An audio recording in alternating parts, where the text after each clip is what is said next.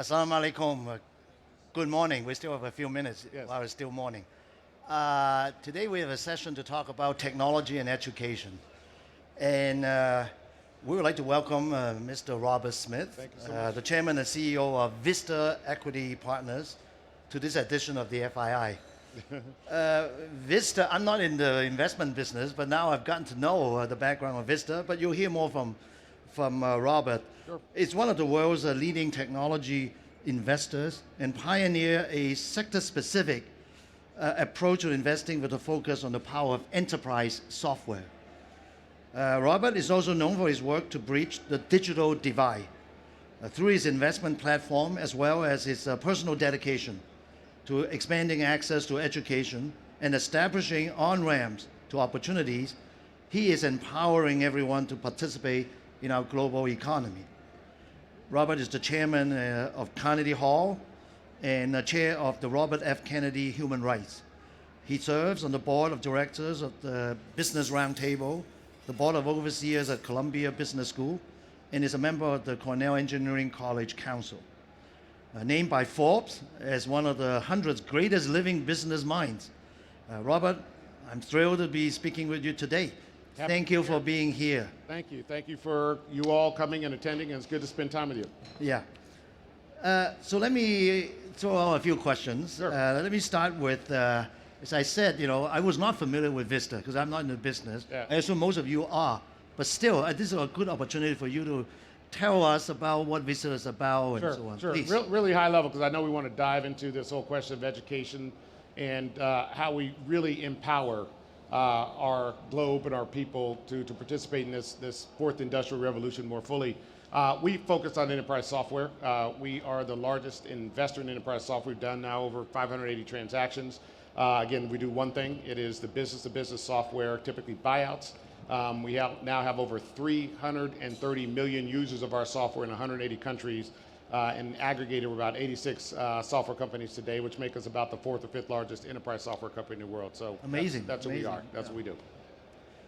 So let's talk about technology, because Yeah. that's one of the two topics, right? Technology and education. Now, you've been a long time advocate of the opportunity that technology provides to individuals, communities, and also the world at large. Right. However, given the advent of AI, machine learning, everybody's talking about it. I'm sort of in that field myself. Right. Yep. I know everybody wants those people, and there's a Right. shortage Sure. of those talents. Right. And the salary and so on, compensation, getting bid Right. way high. So Yeah. what do you do about that? How Well, do you? there's a couple things you and I talked about. I think, again, the most scarce resource and frankly valuable resource on this planet isn't oil or lithium or cobalt. It's actually software programmers. There's about 8 billion of us on this planet.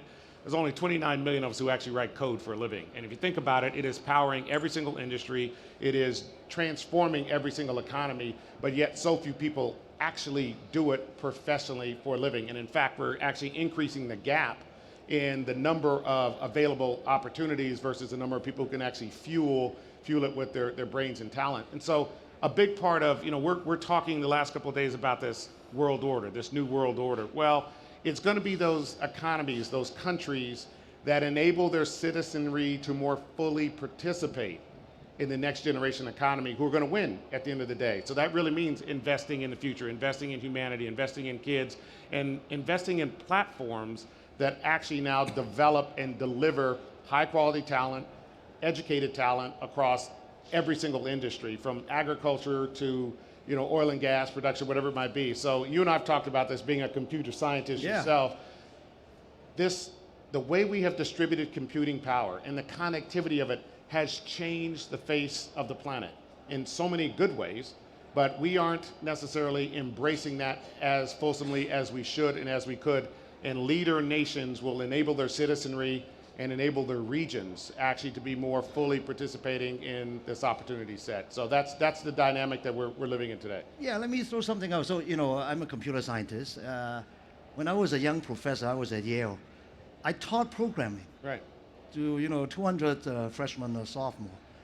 And some of those are probably leaders of this software thing. So I know what it takes to be a programmer. Right. But not all the programmers are the same. Right, exactly. So what does Vista do that help provide the technical skill? You know, there are a lot of coding academies Right. around the world. You go there, a boot camp, 6 months, then hired by you and your firms, right? So yeah, so there's layers to this, right? And on the one hand, you will have necessarily people that you taught at Yale who might be, you know, systems programs, Years et cetera. ago, yeah. But one of the things we have found is that, you know, brains aren't necessarily, you know, relegated to certain schools or certain communities. It's often just a function of the opportunity. So we have aptitude and personality profile tests that actually fuel a large number of people. In fact, about 500,000 per year that we then put through our process and ultimately, you know, determined is about 25 or 35,000 that we can now, that are hireable within our community. And we do, I call it a lock and key type systems where we test our best programmers and their profiles versus people who are coming in and saying, you might be a good programmer, or guess what, you might be a good systems analyst, or you might actually be a good person in services based on those profiles. And we found that you know, that distribution and that opportunity pretty much exists about the same almost in every community. It's just a function of do they have access to it. So a big responsibility that we all have as community members who want to invest in humanity is make sure the youth have access to broadband, who have access to computing power. And part of the Edison Alliance, we're actually now looking to make sure another 1 billion people have access to the internet by 2025. So those are important elements of what we do. You and Vista are providing the infrastructure to enable this scale. Right. Is that correct? Part of it. Part of what we actually do is actually provide the business opportunity for these folks who we've identified would be good programmers, or actually people who work well in enterprise software companies, to now come participate in that trade. Part of what we're doing here in Saudi is ensuring that we have the relationships with the government, with the ministries, with the companies here, that we can bring our infrastructure here so we can enable a number of citizens, including Saudi women in particular, to now participate in this economy. So that's how we think about it. All right, great. So let me turn to the other topic, right, Sure. which is education, you know, technology and education. Right. I'm an educator. So I know in my heart, you know, education is a component of the overall ecosystem. You know, you talk about STEM. You cannot start at a college. Right. You have to start when you're kindergarten, really. Right. And then you cannot stop after you get the college degree. You have to continue. Mm-hmm. And now with help by COVID, you know, you can learn online. There are many things online. So in a way, it's a continuing process. Right. So I know I've read up a little bit on you. You advocated this concept of, what is it called?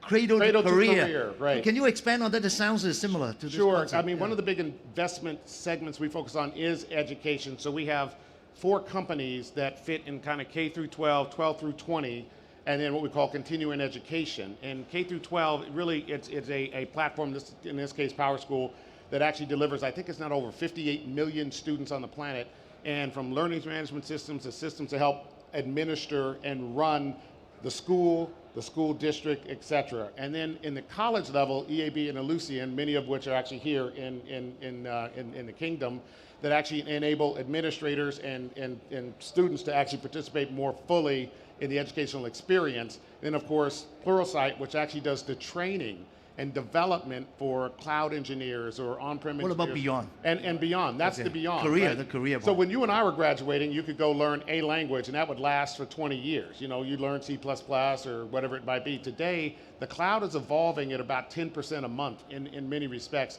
And so whatever skills you learned last year, only 40, 50, 60% are applicable this next year. So you have to constantly learn and train. So you have to invest in an infrastructure for ongoing education for your developer community in order for them to participate in the next generation of applications or infrastructure that get rolled out. Thank you. I have one more question. The time's up. Yeah, sure. By the way, I taught Fortran. For those of you Right, who there know you go, Fortran, Fortran. okay. Right, So, right. But okay, so sitting around here, probably a lot of investment professional experts. What's your message for them? How can they participate in this? I think, again, it is simply put, the consumption of software continues to accelerate beyond almost every industry. It's the most productive tool introduced in our business economy in the last 50 years, likely will be for the next 50. You talked about artificial intelligence and machine learning, and that's all software, okay? Those are accelerants on what I call the basic substrate of enterprise software. So understand we have to invest in humanity through investing in systems where our children, our communities can participate. And again, the community, the country that does that best at scale is likely going to be the winner, and if you want to call it that, or actually have the ability to participate and create a more wholesome community for their students, for their citizens. Thank you. I think it's a great positive note to end the Well, session thanks, with. Tony. Good Thank to you see very much. Thanks to be here. Thank you. Thank you.